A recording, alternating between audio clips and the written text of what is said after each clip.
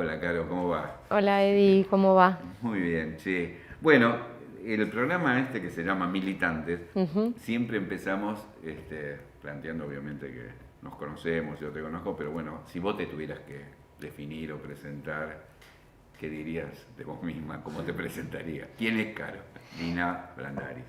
Bueno, yo soy docente, soy maestra de grado, soy militante social y política, soy militante sindical también, Fundamentalmente, y bueno, digamos, peleo por las causas populares, por las causas feministas. Creo que esos son ¿no? lo que me Sí. define, digamos. Muy bien. Che, ¿y de qué barrio sos? ¿Sos una porteña Del barrio de del barrio de Mataderos, Mataderos? del oeste, barrio aislado de la ciudad de Buenos Aires, al cual no llega el subte todavía. Una razón más para no votar a Larreta en las próximas elecciones. Y sí, soy de ese barrio, vivo en lo que era la casa de mi abuela. Ah, mira. Con O mi... sea que de siempre, sos de Mataderos. O sea, nosotros vivimos durante mi infancia ahí, luego nos fuimos al oeste más norte, o sea, a Villa Real. Mi familia, mis viejos siguen viviendo ahí. Y bueno, mi abuela falleció, mi tía se mudó y esa casa luego lo usamos mi hermano, yo, mi hermana y actualmente yo con mi pareja y mi Ah, mira niño vos. Manuel. Sí, Ah, mira. Así que en la tradición familiar ahí en Mataderos, sí, por parte de mi mamá. por parte de tu mamá. Mi familia materna son del barrio de Son del Mataderos, sí, barrio de sí. Mataderos. Así que estás ahí afincada. Sí, Ya. nos gusta, nos encanta, difícil sacarnos. Muy bien. Sí. Bueno, está bien, da Sí. pertenencia. Ujú. Che,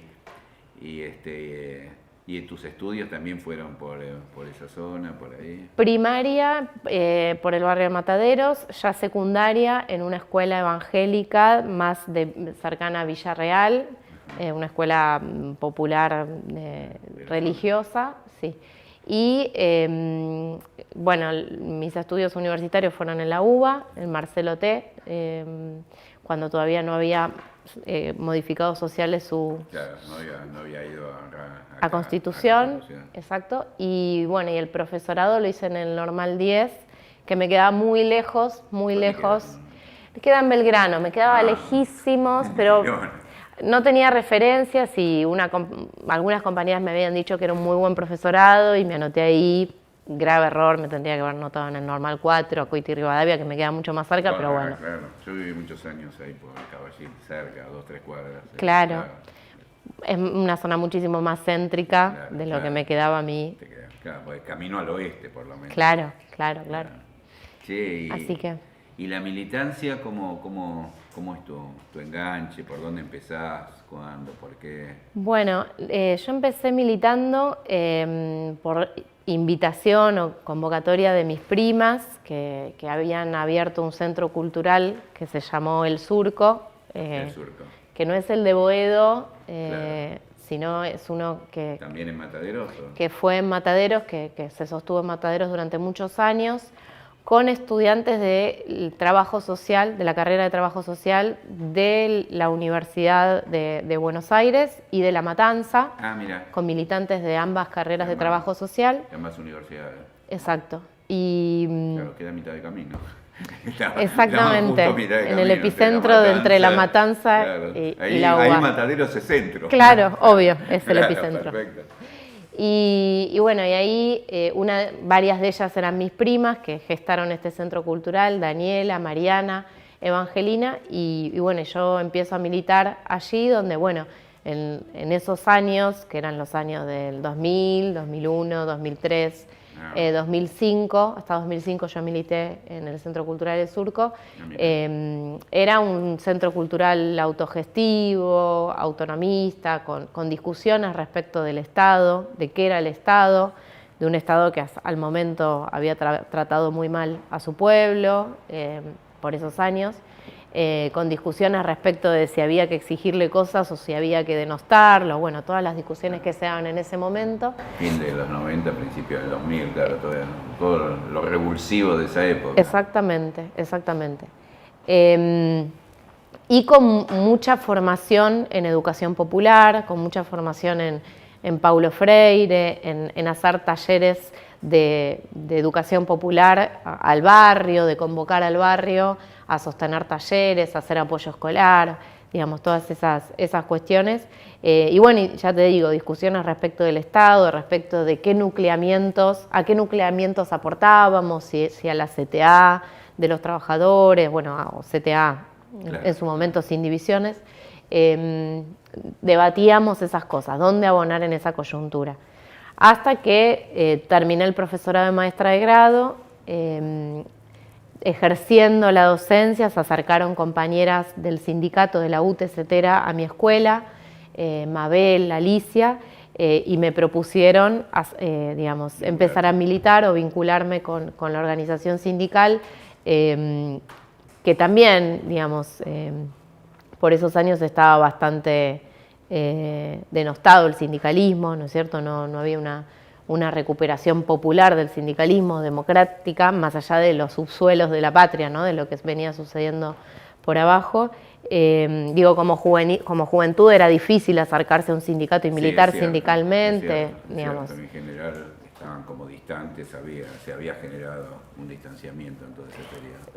¿Y UTE fue una experiencia distinta de alguna forma o ustedes hicieron? Totalmente. O sea, eran principios del kirchnerismo, o sea, hasta el 2008 de mi parte había un acercamiento hacia el kirchnerismo, pero en el 2008 yo tomo la definición de militar el proyecto luego de ese parteaguas que significó la ruptura con el campo. O sea que toda tu primera experiencia fue barrial y después gremial. Exactamente. Antes que, llamémoslo, entre comillas, política, pues, claramente, digamos, exactamente. O un alineamiento político. Exactamente, lo cual también nos hizo, de algún modo, formarnos de una manera particular, porque, bueno, muchos jóvenes empezaron a militar en la política, en el kirchnerismo, y me parece que, bueno, que a mí, o yo agradezco al sindicalismo haberme otorgado siempre la mirada de los trabajadores y de las trabajadoras, respecto de qué es lo que sucedía en nuestro pueblo, ¿no? Y en nuestra patria. Una formación por ahí que te vincula incluso más con experiencias anteriores que con las últimas experiencias que en general en los jóvenes sobre todo no habían sido gremiales, por ahí social, territoriales, pero no gremiales, ¿no? Completamente. Interesante, digamos, la experiencia o distinta. Y vivíamos todo con muchísimo fanatismo, como eran esos años, por supuesto, pero a su vez, qué sé yo, con cierta mirada. Nosotros trabajábamos con los trabajadores de fines y el proyecto, digamos, nos parecía, encantador, nos recordaba aquellos proyectos de alfabetización de la época de Cámpora, de la época de aquel peronismo que impulsó en su momento Jorge Tayán, al padre, digamos, los vinculados a alfabetización, que también estaban conectados con Brasil y con Paulo Freire en su momento, etcétera. Pero bueno, también podíamos observar la precarización de los trabajadores y de las trabajadoras, y teníamos una mirada, o por lo menos a mí me otorgó cierta mirada desde la perspectiva del laburante, que me parece importante. O sea que, claro, el Fines de alguna forma fue un programa que articuló los sectores excluidos con la educación, con el compromiso del gremio, ¿no? Me parece que priorizó darle garantía de derecho a aquellas personas que habían sido expulsadas de la escuela, y en eso me parece que fue un proyecto muy importante, que digamos, los y las que pasaron por esa experiencia lo cuentan de manera muy reparadora respecto de su situación, digamos, como que haber terminado la escuela secundaria, de grandes, o haber terminado la escuela primaria incluso, fue una reparación para un montón de personas que habían sido excluidas de la sociedad, digamos, y que se les había adjudicado la responsabilidad de ser excluidos incluso, o sea.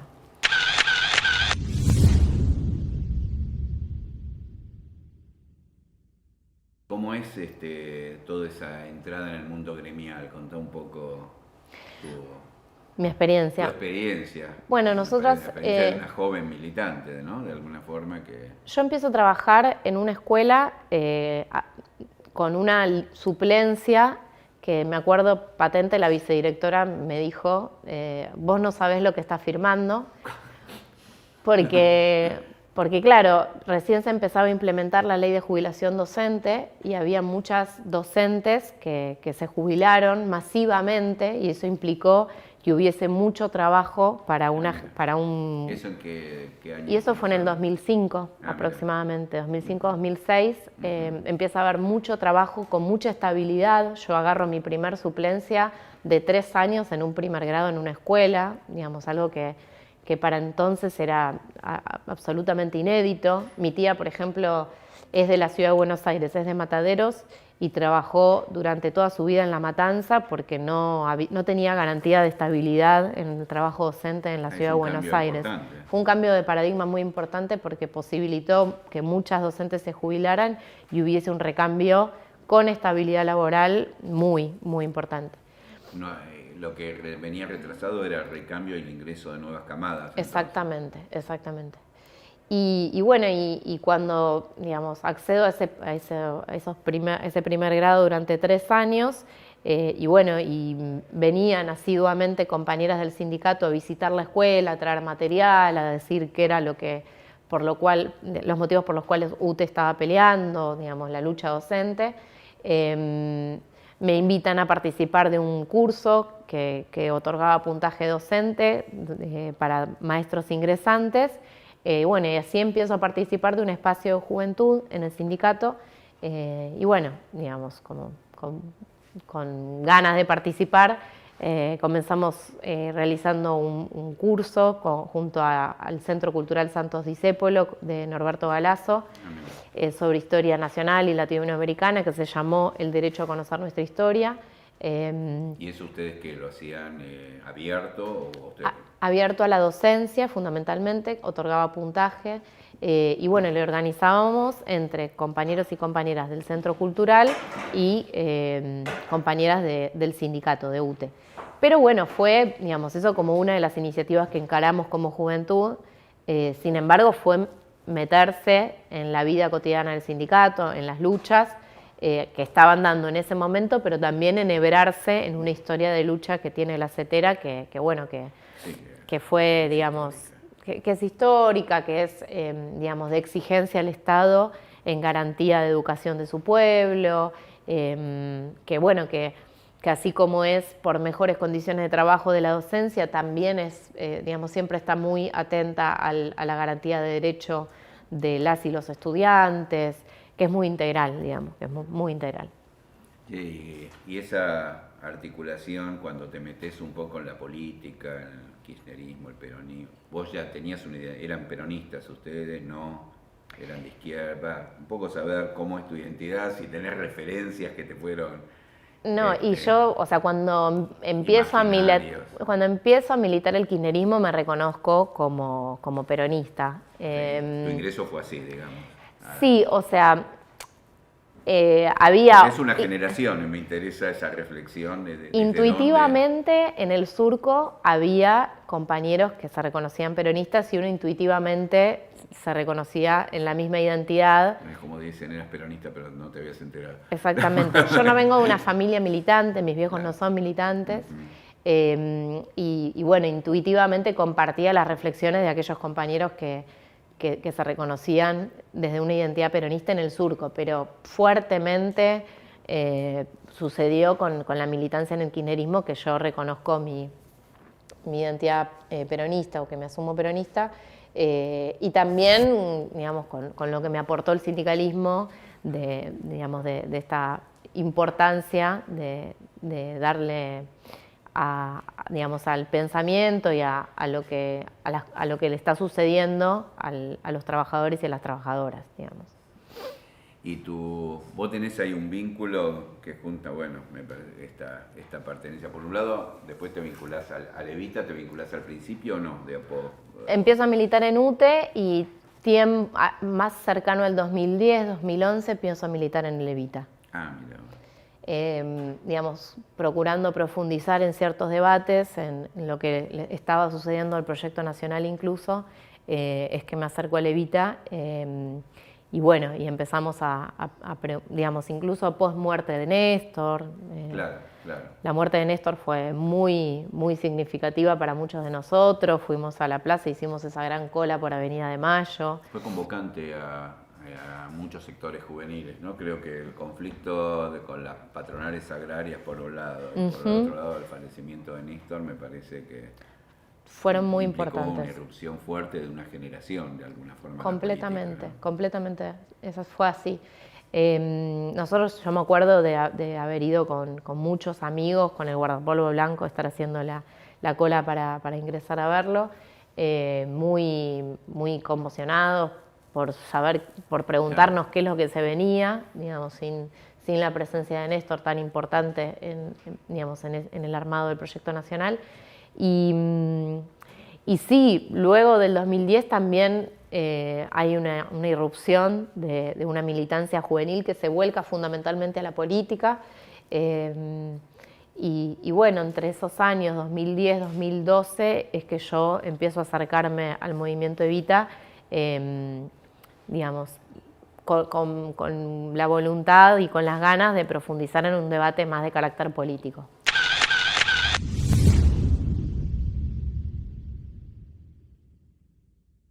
Y en el tema, yo sé que vos estás al frente de la Secretaría de Género, pero ¿cuándo llegás ahí, ya en esa época que estamos hablando, o es posterior? ¿Cómo es ese cruce entre docencia, gremialismo, política y género? Claro. Tienes ahí una síntesis interesante. Eso fue para la explosivo, época. explosivo. Es explosivo, totalmente. Bueno, en realidad yo, digamos, a partir de mi militancia desde el espacio de juventud, es que ingreso a la comisión directiva de UTE como vocal. O sea, vos, tu primera militancia es desde el Frente Juvenil del gremio. Exactamente, exactamente. Bueno, estoy durante 4 años como vocal de la UTE, como ingresando al consejo directivo. Y posteriormente me proponen desde la conducción del sindicato, me propone Eduardo López, que es el secretario general de la UTE, ser secretaria de género para el segundo mandato. ¿Eso en qué año estamos? Eso fue en el 2015, previo pensé que antes. Previo al Ni Una Menos, previo al 3 de junio te fuiste preparando, del 2015. Nadie anticipaba esa explosión respecto de la temática de género. Yo la verdad es que no sospechaba que iba a suceder lo que sucedió después en el país, respecto del feminismo, del movimiento feminista como un sujeto emergente con tanto protagonismo en la calle. Total, no sé, como un fenómeno de masas, digamos. Como fenómeno de masas. Tu primera experiencia, entonces estábamos cuando te entras a meter. ¿Y por qué? ¿Por qué género, digamos? Me propusieron eso, por supuesto acepté, empecé a formarme en esas temáticas, empecé a leer, digamos, en eso soy bastante autodidacta, digamos, como que empecé a arrimarme a textos de Rita Segato fundamentalmente, a textos que explicaban lo que es el feminismo, qué es lo que implica ser feminista en esta coyuntura. Y en el 2015, previo a que yo asuma la secretaría, se da este estallido masivo. Previo a tu asunción. Previo a mi asunción se da este estallido masivo que es el 3 de junio del 2015. Que, para que te des una idea, nosotras habíamos decidido participar mostrando un audiovisual, un corto de una compañera que relata una situación de violencia. Eso suponía montar en Callao y Rivadavia una carpa donde pudiese haber una pantalla para que el que pase ver el corto. Exactamente. Bueno, eso nunca pudo nunca pudo montarse porque fue tal la cantidad de gente que hubo que quedamos prácticamente encerradas en esa esquina viendo una masiva movilización pasar y siendo también protagonistas de eso. Pero bueno, para contarte la dimensión que teníamos. Sí, ustedes que ya de alguna forma se Nos venían involucrando exactamente. en esa temática. Exactamente. Bueno, después de ese 3 de junio, digamos, ese debate del feminismo se popularizó, se democratizó. Totalmente. Y la verdad es que yo agradezco muchísimo, digamos, de algún modo poder vivir estos tiempos y poder vivir estos tiempos en la Secretaría de Géneros de la UTE. Ahí empezamos un trabajo muy, muy profundo con un grupo de compañeras que por un lado tiene que ver con pensar cómo mejorar las condiciones de trabajo de nuestras compañeras docentes. Claro, tiene una especificidad por un lado, ¿no es cierto? O sea, por un lado, la cuestión gremial, o sea, cómo mejorar las condiciones de trabajo de nuestras compañeras docentes. Que es mayoritaria en el gremio, ¿no? Es un gremio por sus características históricas, digamos. Con un 76% de población de mujeres. Es un trabajo feminizado, es un trabajo que como es feminizado, o sea, como su población... Tiene todo, Y sí, porque fue, si se quiere, la extensión de las tareas de cuidado que llevábamos en nuestras casas, porque como es feminizado tuvo un salario postergado históricamente.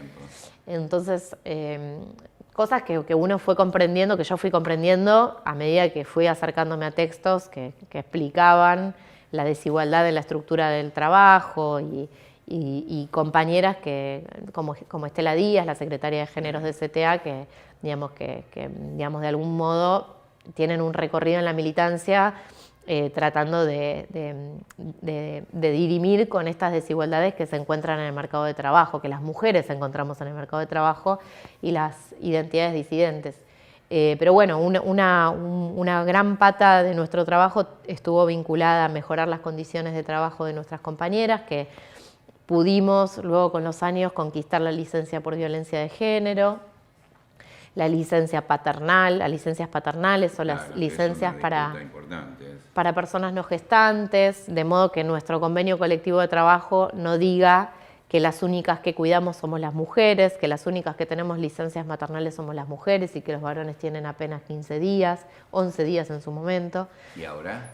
Y actualmente tienen 15 días a partir de la fecha de nacimiento, más 30 días durante el primer año de vida de la persona nacida, más 30 días transferibles de la licencia de la mujer, más 120 días sin goce de sueldo. O sea, ¿y eso pasa en algún otro gremio o es algún...? Eso se modificó el año pasado a varios trabajadores de la ciudad. Ajá. Luego de la pelea de muchos sindicatos que trabajamos en el ámbito público, fundamentalmente con una pata muy, muy importante en el ámbito público, logramos, desde la UTE, por ejemplo, que se modificara un cuerpo de licencias que posibilita, que es muy importante porque posibilita a las personas no gestantes tener mayor cantidad de días según nuestro convenio colectivo para cuidar. Y además también con un cambio de paradigma, ¿no? Ya no hablamos de licencias maternales y parentales, sino hablamos de licencias para personas gestantes y para personas no gestantes. De modo tal que si hay una pareja de lesbianas o de gays... hay un reconocimiento a esa situación. Hay un reconocimiento a esa situación desde nuestro convenio colectivo, lo cual es muy importante. Así que bueno, todo un trabajito que emprendimos. Un trabajo.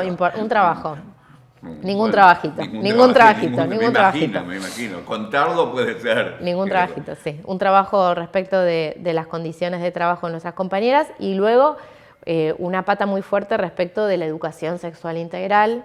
Claro. Que es una disputa importante, exacto, sobre todo cuando fue todo el debate, ¿no?, de la ley del aborto y eso. Exactamente. Se soslayaba, después aquellos que estaban en desacuerdo lo reivindicaban, pero no lo llevan adelante, ¿no? Exactamente.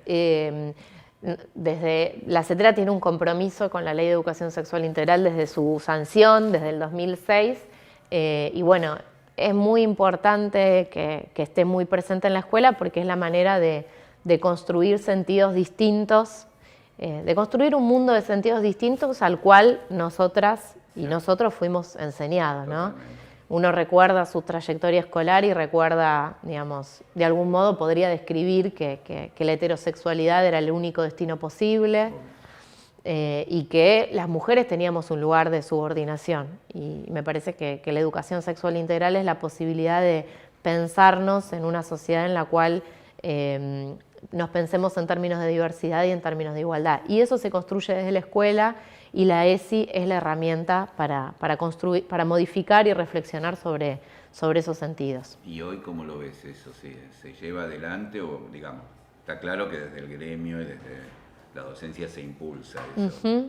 Institucionalmente, ¿tenés algún...? En el gobierno de la ciudad, desde el Ministerio de Educación, no hubo una nula voluntad de implementarla. Desde la asunción del macrismo, esta parte con los múltiples ministros de educación que hemos tenido. En los debates públicos todo el mundo habla de la educación sexual integral. El tema es implementarlo y que estemos construyendo una cultura y generaciones diferentes a nosotros. Exactamente.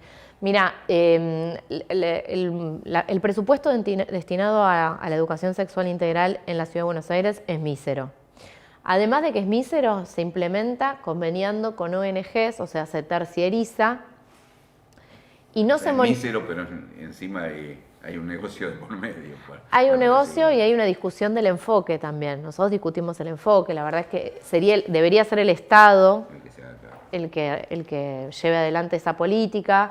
Debería haber un reconocimiento de la docencia como digamos, los protagonistas de la producción de contenidos vinculados a la educación sexual integral.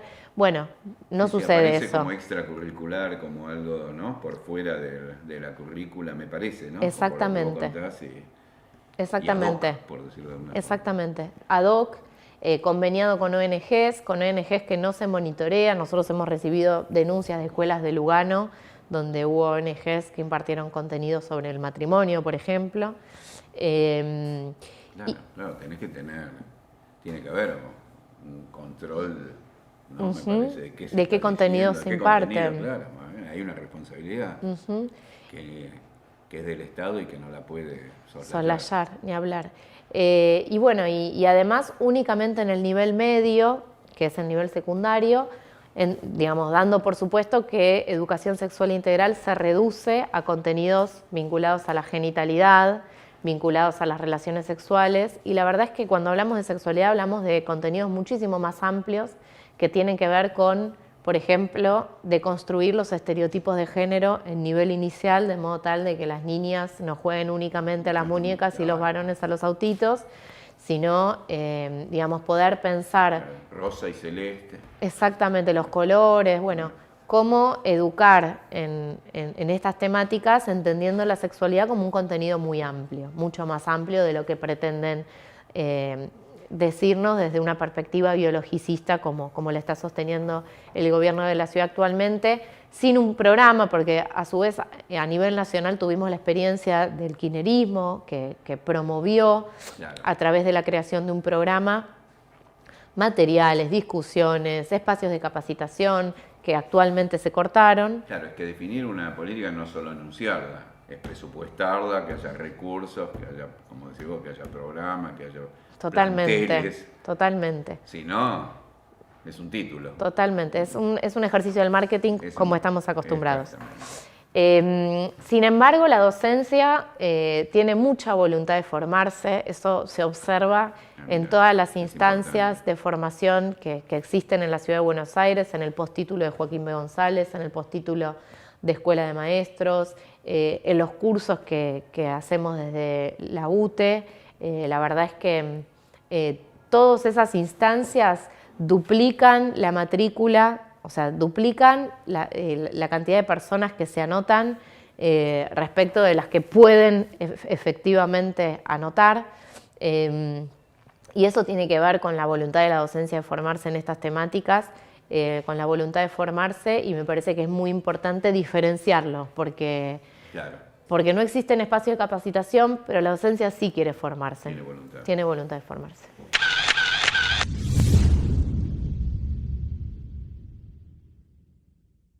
Entrando más en el feminismo, que yo creo que es otra, sobre el cual, bueno, obviamente a partir de lo que veníamos charlando, terminaste siendo parte de esa oleada, de alguna forma. Se habla de un feminismo popular, ¿hay feminismos? Podría decirte de alguna forma. Sí, hay feminismos en plural, sí. Bueno, yo creo que eso se vio mucho en el debate por el aborto, en el cual hubo un feminismo que permitió cierta coincidencia de ideas, incluso con diputadas de la oposición, para lograr la media sanción por el derecho al aborto en el Congreso de la Nación, que sin embargo esas mismas diputadas están a favor de las medidas de ajuste que impactan más sobre las mujeres, ¿no? Sin embargo, me parece inteligente y reivindico que nuestras compañeras, que la campaña nacional por el aborto, al derecho seguro, legal y gratuito del aborto, hayan tenido esta inteligencia de permear en el conjunto de las fuerzas políticas que componen el Congreso de la Nación para lograr la media sanción, pero hay un feminismo de carácter popular que es el que llevan adelante nuestras compañeras en los barrios, que es un feminismo de las mujeres trabajadoras, en el cual se está discutiendo que el ajuste, pesa más sobre nuestras espaldas, que se está discutiendo cuál es la situación de desigualdad que nosotras tenemos a la hora de acceder al mercado de trabajo, de que todas las cifras todos los índices de subocupación, los índices de desocupación tienen más cifras cuando hablan de nosotras y cuando hablan de las mujeres jóvenes. El índice de mujeres desocupadas jóvenes es del 20% y el de mujeres es del 10% y el general es del 9%. O sea, duplica. El de las mujeres jóvenes desocupadas es extremadamente mayor. Exactamente, que duplica el general. Hasta qué punto hay hoy incorporación e inclusión en el mercado de trabajo. Exactamente, ¿no? Las dificultades que tiene una piba hoy Totalmente. Para ingresar a un trabajo, mucho más a un trabajo con garantía de derechos, ¿no? Totalmente. Pero bueno, todos esos debates son los que se está dando el feminismo popular, también el vinculado a las tareas de cuidado. Sí, yo vi que venís trabajando en el tema de las tareas de cuidado. Vos sabés que cuando pensaba en la entrevista, las tareas de cuidado también se asemejan, uno podría hacer un símil también con el tema de la educación y los docentes, que en una época no eran trabajadores, era la vocación docente. Y no estaba valorizado, y sobre todo por el grado de feminización de la tarea, lo que hablábamos antes, no era un trabajo asalariado con determinados derechos, sino, bueno, es la vocación. Exactamente. Y acá, en el tema de las tareas de cuidado, se encubre. Es con muy el interesante. Amor, encubrimos el trabajo. Sí, es muy interesante el paralelismo que vos haces, porque es así. O sea, a las docentes, las primeras docentes que quisieron agremiarse, que quisieron sindicalizarse, que quisieron pelear por mejores condiciones de trabajo, se les decía que no, que esa es su vocación, o había un discurso social que decía, bueno, no, como es tu vocación, claro, no importa cuánto ganas. Totalmente. Es la que a vos te gusta esto. A vos te gusta esto, vos disfrutás de eso, claro, vos amás a los niños. Es un apostolado. Exactamente. Y si bien eso es así, porque... Obvio, porque hay un compromiso. Cierto. Porque hay un compromiso social con la infancia, eso no quita que merezcamos y que tengamos que tener... Una justa retribución. Exactamente, condiciones de trabajo digno, básicamente. Y respecto de las tareas de cuidado o el trabajo del cuidado, también sucede lo mismo. Sí. Nosotras con muchas militantes sindicales tuvimos la oportunidad de juntarnos con Silvia Federici a principio de año, que es una antropóloga italiana, que escribió un libro que se llama Calibán y la bruja. ¿Cómo es? Calibán y la bruja. Que cuenta cómo en el pasaje del feudalismo al capitalismo se construyó un obrero varón blanco que fue a la fábrica a trabajar, y a las mujeres se nos empujó a el sostenimiento y al cuidado de nuestras casas. La retaguardia, exactamente, sí, la reproducción de la fuerza de trabajo, bueno, todas esas cuestiones que están naturalizadas hoy por hoy en nuestra sociedad. Exactamente. Han pasado muchas décadas de esa situación. La mujer ha irrumpido en el mercado de trabajo, pero incluso con la irrupción de las mujeres al mercado de trabajo no dejamos de tener la responsabilidad cultural de las tareas de cuidado. Entonces eso implica que tengamos una doble jornada laboral, que después de nuestras casas tengamos la responsabilidad de saber qué necesitamos para cocinar, qué faltaba del súper, del cuidado de nuestros hijos y de nuestras hijas. Y bueno, y hay discusiones respecto de, digamos, de cómo la sociedad puede valorar social y salarialmente esto. Digamos, ¿no? Que nos parece muy importante porque la verdad es que si no existiese el trabajo de la mujer para llevar adelante estas tareas, la sociedad lo tendría que resolver de otra manera, con un valor económico y que actualmente está invisibilizado y recae sobre nosotras. Y es transversalmente a mujeres de distintos sectores sociales, a los sectores de los barrios populares, a los sectores de los trabajadores medios. La verdad que recae sobre nosotras esos cuidados y es importante empezar a generar esos debates. Hay también países que están viendo esto y que incluso en el marco de una economía que se concentra cada vez más en términos económicos, donde cada vez son menos manos las que tienen la riqueza de a nivel mundial, de todo un mundo, incluso digamos, poder valorizar estas tareas que no se pueden reemplazar por tecnología, porque, totalmente. Porque no hay tecnología que pueda cuidar, no hay máquina que cuide, y a su vez en un mundo donde la población cada vez es más longeva, es una manera también de discutir la renta, de discutir una distribución más equitativa de la renta, donde las mujeres no tengamos un techo de cristal, no tengamos un salario postergado, sino que, digamos, se democratice este trabajo.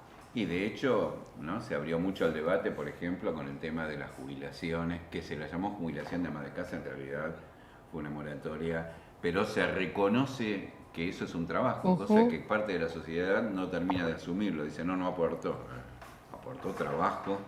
Exactamente. Que es perfectamente valorizable toda la vida. Exactamente. Y entonces es un reconocimiento que sí lo hizo por compromiso, lo hizo por amor, pero trabajó todo el tiempo. Esta es la verdad y hay una división, si se quiere, sexual del trabajo. Sí. Totalmente. Totalmente, aportó con trabajo. Eso es muy importante reconocerlo. Además del aporte económico que hicieron, digamos, como moratoria en sí misma, ¿no? Pero aportaron con trabajo y así hay que enunciarlo. Sí, incluso estamos hablando de una población en la cual las mujeres trabajadoras en un 40% trabajamos en la informalidad. O sea, estamos hablando de que el 40% de las mujeres que trabajamos, o sea, prácticamente la mitad, trabaja en la informalidad, con lo cual su capacidad de aporte... No tenemos aportes patronales y no tenemos seguridad social. Totalmente. Entonces, y no estamos hablando de una excepcionalidad, no estamos hablando de un 5% de mujeres trabajadoras, estamos hablando de que... Sería resoluble en el marco de este modelo. Acá hay una crisis de un sistema, digamos. Que no incluye, o sea que, digo, sería injusto, sería doblemente injusto que aquellas mujeres que trabajaron en la informalidad porque el mercado de trabajo no les dio garantías de derechos laborales, no puedan acceder a la jubilación. Y encima, sí, doblemente por el doble trabajo que viene realizando. Exactamente. Así que fue un debate que dimos respecto del macrismo, que lo prorrogó, pero que lo prorrogó, digamos, con muchas discrecionalidades que puso en notitas al pie y que fueron muchísimo más excluyentes de la moratoria que existía durante el gobierno kirchnerista. Y que pretende resolverlo como una pensión y no, por lo cual no supone el mismo grado de reconocimiento finalmente como idea, ¿no? De fondo. Así es. Y bueno, y es un debate muy profundo, supone un debate muy profundo. También hubo un caso de una mujer que le hizo un juicio a su marido, a su ex marido, que digamos que en el ámbito privado se resolvió a favor del reconocimiento de trabajo de la mujer, fue otro caso testigo. Son avances en el marco de las discusiones que el feminismo viene empujando y que me parece que hay que popularizar, que hay que democratizar.